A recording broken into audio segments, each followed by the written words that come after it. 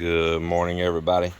Well, I hadn't done a fish pond update video in a while, but I'm gonna do one right now, show y'all a few things going on here. This is the pond that has all the fish in it, and this pond over here currently does not have fish in it. And what I want to show you here first off is this water lettuce I put on here to help block the algae and to help clean the water.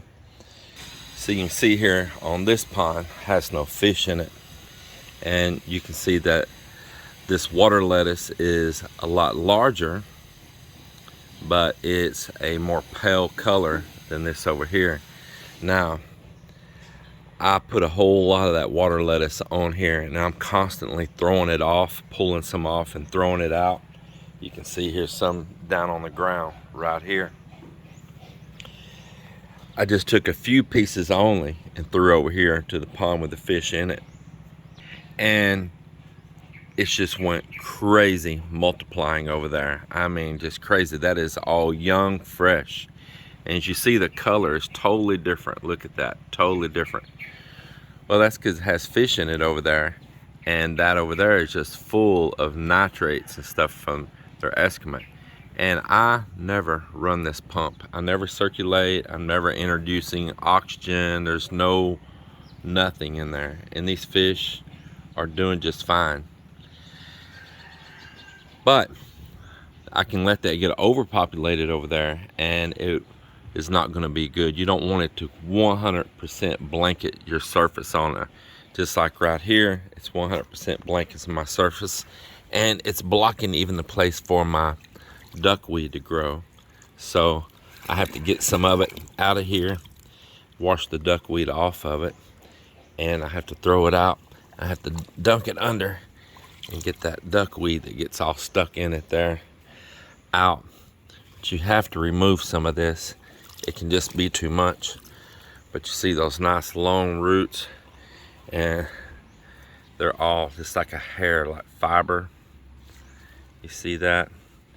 And man, they are reaching down deep in that water, and they're living off of the nutrients and things that are in that water from like I say, like the nitrates and all. I've got some water lily here as well. It's spreading a little bit. If we had something here like a pig, some baboy, I could actually feed some of that water lily to those.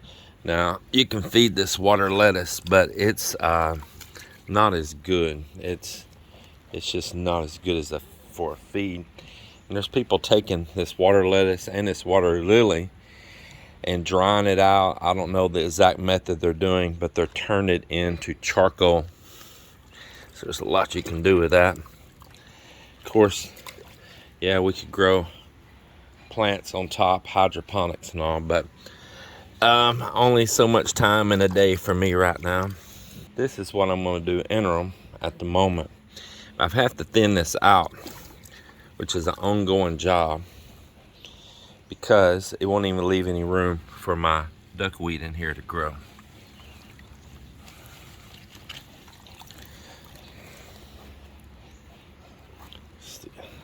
I don't want to throw my duckweed out, so you see some of it there. This is great natural water filter. I'm probably going to work down at the other end, get some of that bigger out right there. I've shown this in a video maybe before. I'll show it again. Look how clear that water is. Just crystal clear. No odor, no nothing. Now, sometimes I would pump this dirty water over into this pond right here and add some nutrients back over in this water, and then these plants in just literally a day or two would have that water back crystal clear. They had done it, absorbed all of that up and used it. It's pretty cool. It's a pretty nice natural way.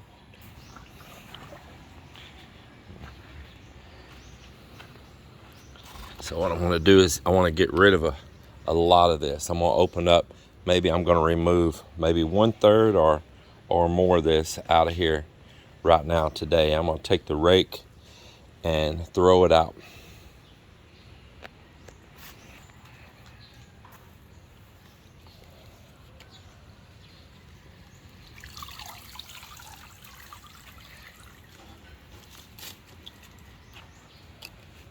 It just gets to be too much of it. You know the old saying, too much of a good thing. And in just a matter of days, it'll be filled up again.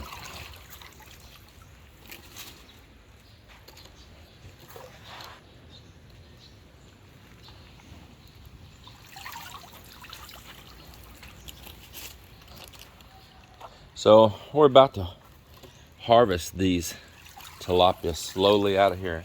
Now, I'm not like some channel you've maybe watched down somewhere else and they're doing big fish harvest to go to market and all. That's not what this is. This is a backyard hobby pond. It's not for commercial sale or nothing. Anything we raise here is for our own consumption, our own use. And these were just free native tilapia that came right out here out of this lagoon that's formed behind this sandbar. Many of you have seen the video. If you hadn't, you can watch it. And we've raised them here. I think the whole time they've been here, I have bought one sack of feed, and I still have part of that sack if I'm not mistaken. And I put natural things in here for them to eat. They like to eat greens, so I put greens in here. They will even feed off of these roots some. Now they've got really smart. Let me show you something else about this. So on this water lettuce, it'll have little places like this right here, right down in there. It's holding water. It's like a little pool of water right there. And mosquitoes will lay a larva there. And then what happens at nighttime, man, this gets super active out here, and I've come watched it. These fish are so smart. They'll dive and hit that water lily, knock it down. That larva comes out and they eat that larva. That's pretty cool, huh? Pretty cool. And we just do not have a big mosquito problem here.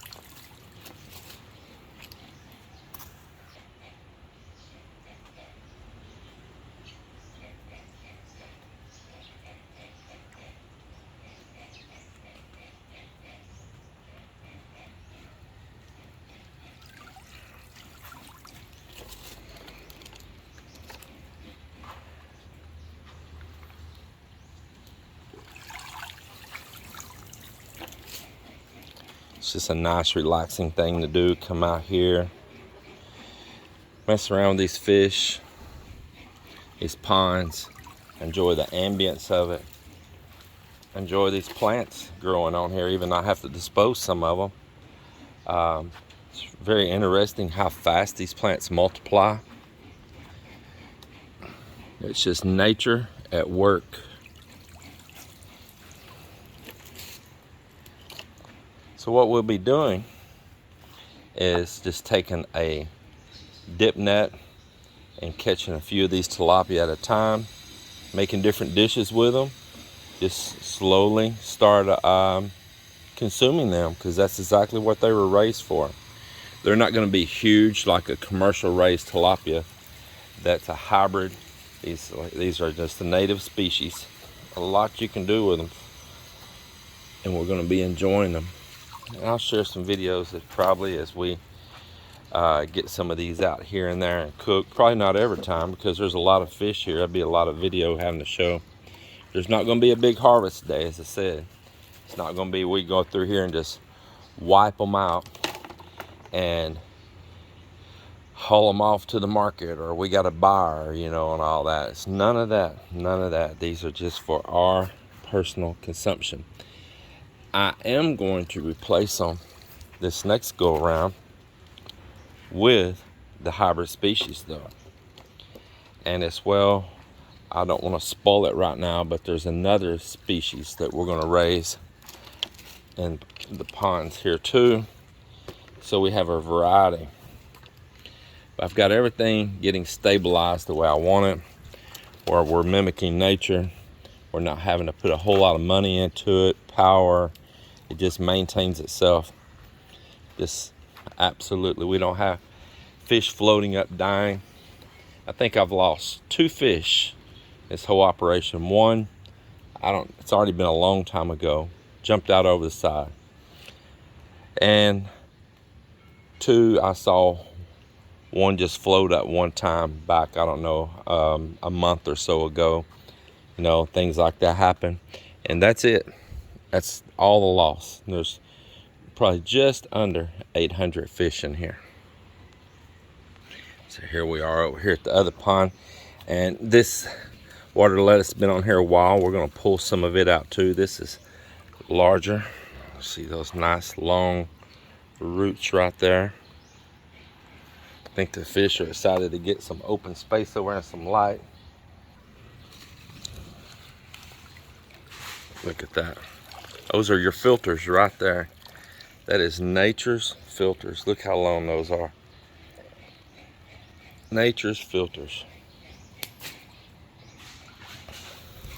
It's amazing. I tell you, even just these plants I enjoy. You know, the whole idea of being here is to relax and enjoy life.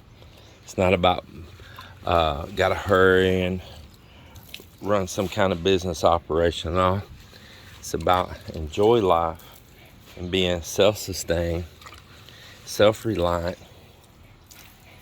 And in order to do that, you've got to cut expenditures. And so if you're just constantly buying commercial feeds, and if you're growing something, or if you're going to the market and buying food, that's a constant expenditure. But if you can take your time and invest your time wisely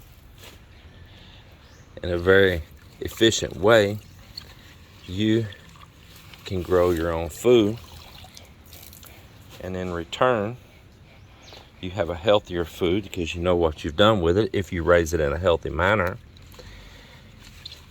and you've cut your costs way down, and you're also not affected by fluctuations at the markets and all, because that tomato or that pepper or that squash or okra never changed in the cost it cost you to raise it in your yard.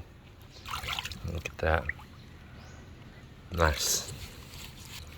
Your yard is not affected by inflation like the market is.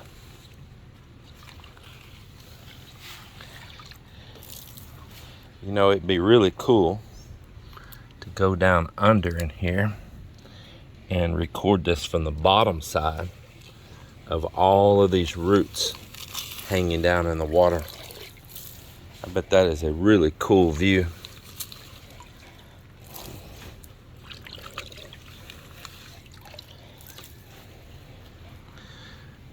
I'll just open up a little space here. Just get this on out.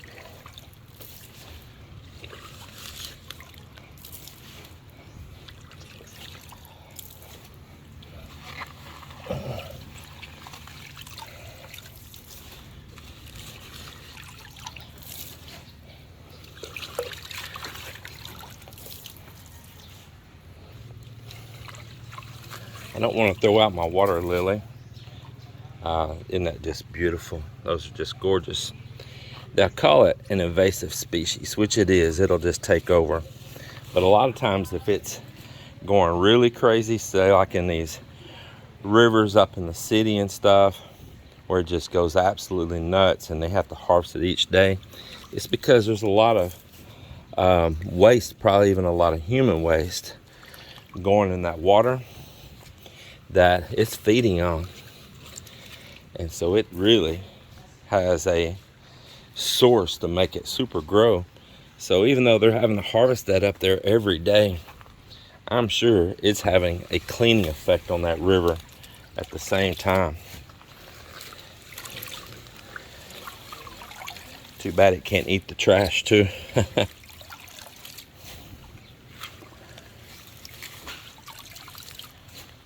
want to open up some space here.